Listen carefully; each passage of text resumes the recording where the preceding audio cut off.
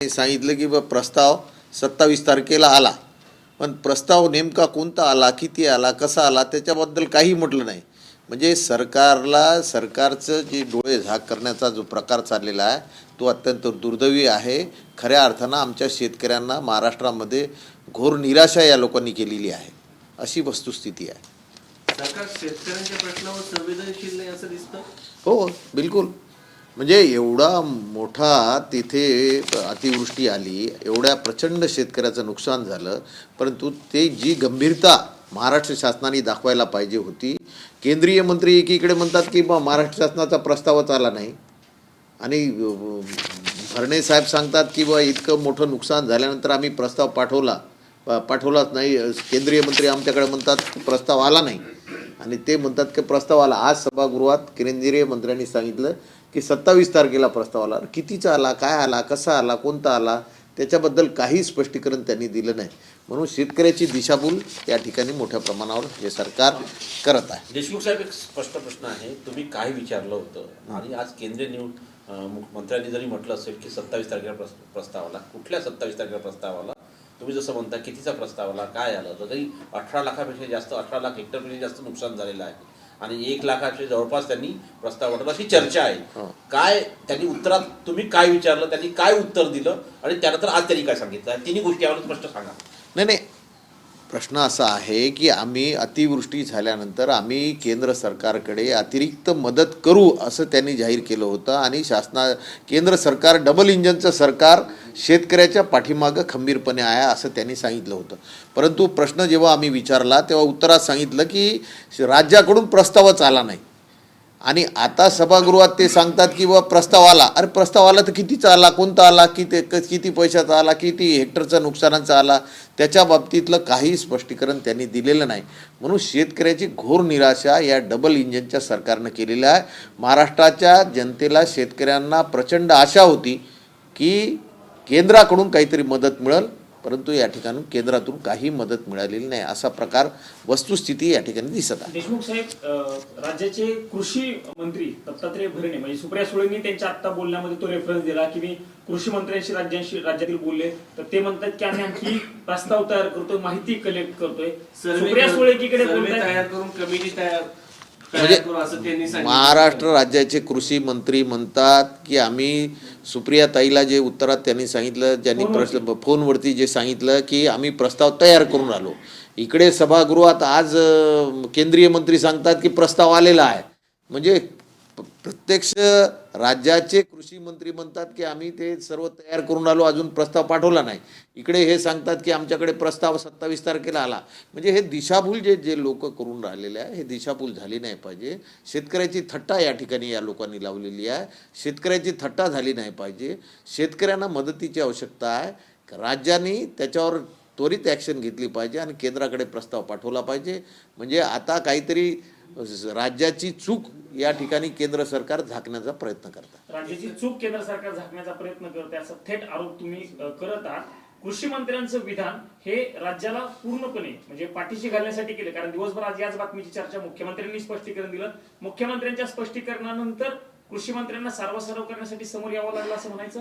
हो, हेच प्रकार दिसून राहिला ना. एकीकडे कृषी मंत्री म्हणतात की प्रस्ताव पाठवला नाही, इकडे म्हणतात केंद्रीय कृषी मंत्री म्हणतात की प्रस्ताव 27 तारखेला आला, परंतु ते मोगम उत्तर देतात की प्रस्ताव कितीचा आला, काय आला, कसा आला, कोणत्या प्रकार आला, किती मोठं नुकसान, एवढं प्रचंड महाराष्ट्रात नुकसान झालं, त्याच्या बाबतीतलं काही ते बोलले नाही. म्हणजे सावरासावर या ठिकाणी चाललेली आहे. आमच्या शेतकऱ्याची थट्टा केंद्र आणि राज्य सरकारनं या ठिकाणी लावलेली आहे. माझी त्यांना विनंती आहे की शेतकऱ्याची थट्टा करू नका. ज्या शेतकऱ्याच्या भरोश्यावर तुमचं हे सरकार आलेलं आहे, ज्या शेतकऱ्याची आज अत्यंत दयनीय अवस्था असताना हे जे केंद्र आणि राज्यात जे काही घोळ या ठिकाणी सुरू आहे, हे अतिशय निंदनीय प्रकार आहे. एकीकडे तुम्ही सांगता की डबल इंजनचं सरकार आहे. डबल इंजनचं सरकार एकीकडे म्हणजे प्रस्ताव आला, कोणी म्हणते प्रस्ताव आला नाही, ते म्हणतात की प्रस्ताव पाठवला, हे म्हणतात प्रस्ताव आला नाही. म्हणजे घोर निराशा आमच्या सर्वसामान्य शेतकऱ्याची या ठिकाणी हे करून राहिली. त्याच्यामध्ये एक मुद्दा आहे की राज्य सरकारने असं म्हटलं होतं की आपलं केंद्रात सरकार आहे, खाली सर्वांनी विचारायचं सरकार आहे, आणि असं असल्यामुळे आपल्याला अतिरिक्त मदत मिळेल, आपल्याला अतिरिक्त मदतीचा प्रस्ताव पाठवायचा आहे. आता इथे तर प्रश्न साध्या प्रस्तावाचा निर्माण झाला. हो, म्हणजे अतिरिक्त मदत तर फार दूर राहिली, अतिरिक्त मदतीचा तर प्रस्तावच आला नाही यांचा. परंतु जे नुकसान झालं होतं त्याचाही प्रस्ताव अजून आला नाही. म्हणजे हे वस्तुस्थिती या ठिकाणी दिसून राहिलेली आहे. अतिरिक्त निधी देऊ असं त्यांनी सांगितलं, मोठमोठ्या घोषणा केल्या. त्या ठिकाणी मुख्यमंत्री साहेबांनी पत्रकार परिषद घेतली. पत्रकार परिषदमध्ये मोठे आकडेवारी त्या ठिकाणी सांगण्यात आली. परंतु वस्तुस्थिती तर अशी आहे की अजूनही प्रस्ताव आलेला नाही असं केंद्रीय मंत्र्यांनी. मग एक तर हा प्रश्नाचं जे उत्तर त्यांनी दिलेलं आहे हे खोटं आहे, नाही तर मग सभागृहात सांगतात ते खोटं आहे. पण त्यांनी असंही म्हटलं आहे ना की राज्य सरकारकडनं शेतकऱ्यांच्या मदतीसाठी एवढ्या पैशाचा प्रस्ताव आला. महाभारतामध्ये एक अश्वत्थ नावाचा हत्ती मारला गेला होता, तसा हा प्रकार आहे का? हो, सेम सेम तसाच प्रकार आहे. सर्वसामान्य शेतकऱ्याची दिशाभूल करण्याचा हा प्रयत्न आहे. आमचं म्हणणं एवढंच आहे की आमच्या शेतकऱ्याचं जे प्रचंड नुकसान झालं, जे अत्यंत वेदनादायी संकट त्या ठिकाणी तयार झालं, आणि त्या संकटात केंद्र आणि राज्य सरकार इकडून तिकडे बॉल या ठिकाणी पाठवत आहे, ही काही चांगली गोष्ट नाही. या अनुषंगानं तुम्ही आता तुमची पुढची दिशा काय असणार आहे महाविकास आघाडीची किंवा इंडिया आघाडीची? कारण तुम्ही सध्या संसदेचं अधिवेशन सुरू आहे. या अधिवेशनामध्ये हा मुद्दा तुम्ही उचलणार आहात का आणि कशा पद्धतीनं? आम्ही या अधिवेशनात आमच्या शेतकरी बांधवांना अतिवृष्टीची मदत झाली पाहिजे हा महत्त्वाचा मुद्दा प्रश्न उत्तराच्या माध्यमातून आम्ही त्या ठिकाणी टाकला. आम्ही या गोष्टीवर ठामपणे पूर्ण महाराष्ट्रातील सर्व आमचे खासदार बंधू या ठिकाणी हा प्रश्न उपस्थित करतील आणि हा मुख्य मुद्दा आम्ही करून आमचं एकच म्हणणं आहे की आमच्या शेतकरी राजाला त्या ठिकाणी मदत झाली पाहिजे. तुम्ही ज्या घोषणा केल्या त्याची पूर्तता झाली पाहिजे. एकीकडे प्रस्ताव आला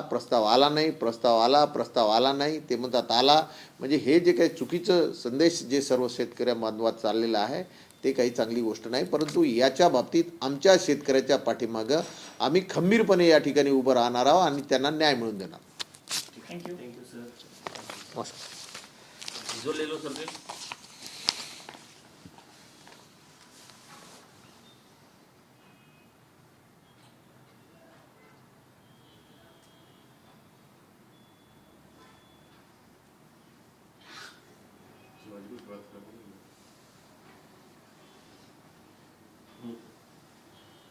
ते व्हिज्युअल घेत आहेत ना, तर त्यांना असं बोलताना पाहिजे असतं चर्चा करताना.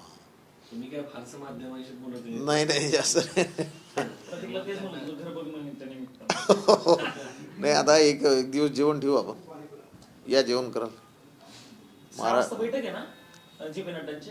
हो, 6 वाजता सगळ्या खासदारांना बोलवलं. सगळ्या खासदारांना बोलवलं. महाराष्ट्रातील सगळ्या टीबीच्या याच्यासाठी बोलवलं त्यांनी. टीबीच्या हां आरोग्यमंत्र्यांची बैठक. आरोग्यमंत्र्यांची बैठक आहे आणि सर्व खासदारांना, महाराष्ट्रातल्या खासदारांना त्यांनी आपल्या तिथं राज्यसभा 6 वाजता.